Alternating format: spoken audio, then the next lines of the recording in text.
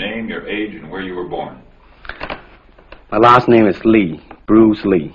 I was born in San Francisco in 1940. I'm 24 right now. And you worked in motion pictures in Hong Kong? Yes, since I was around 6 years old. And when did you leave Hong Kong? 1959, when I was 18. I see. Now look over to me, Bruce, as we talk. I understand you just had a baby boy? Yeah. And you've lost a little sleep over it, have you? 3 nights. And tell the crew what time they shoot the pictures in Hong Kong.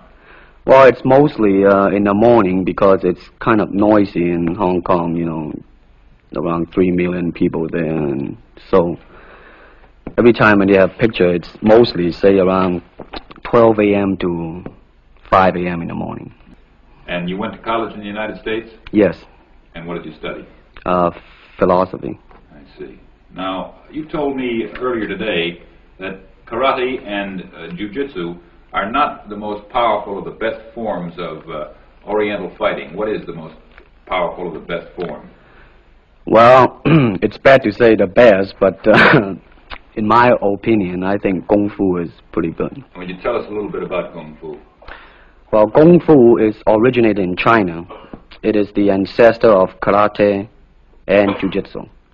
It's more of a complete system, and it's more fluid. By that I mean it's more flowing. There is continuity in movement instead of one movement, two movement, and then stop. Would you look right into the camera lens and explain the principle of the glass of water as it applies to Kung Fu? Well, Kung Fu, the best example would be a glass of water.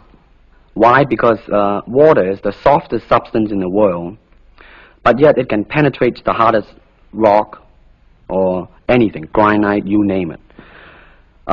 Water also is insubstantial. By that I mean you cannot grasp hold of it. You cannot punch it and hurt it. So every Kung Fu man is trying to do that, to be soft like water and flexible and adapt itself to the opponent. I see. What's the difference between a Kung Fu punch and a karate punch? Well, a karate punch is like an iron bar, whang. A Kung Fu punch is like an iron chain with an iron ball attached to the end, and it go whang, and it hurt inside. Okay. Now we're going to cut, and in just a second we'll have you stand up and show us some Kung Fu and some movements in Kung Fu. Okay. Show us some Kung Fu movements. Well, it is hard to show it alone, but I will try to do my best. All right. Maybe one of the fellows will walk in. You want to walk Yeah, in? it would be... Go ahead. Go ahead. Go ahead. Come on, lady. Okay.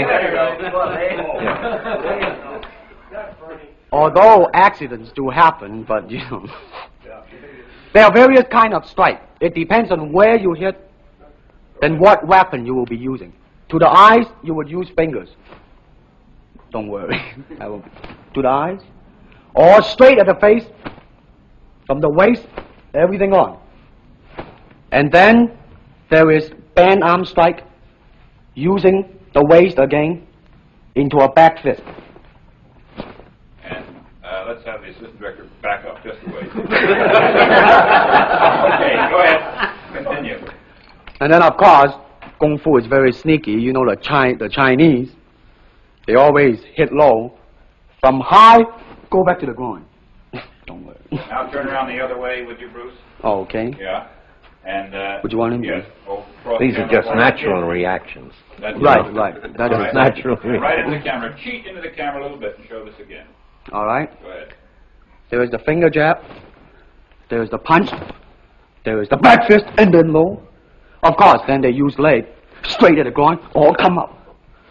Or, if I can back up a little bit, they start back from here and then come back. All right. It's kind of worried. He has nothing to worry about.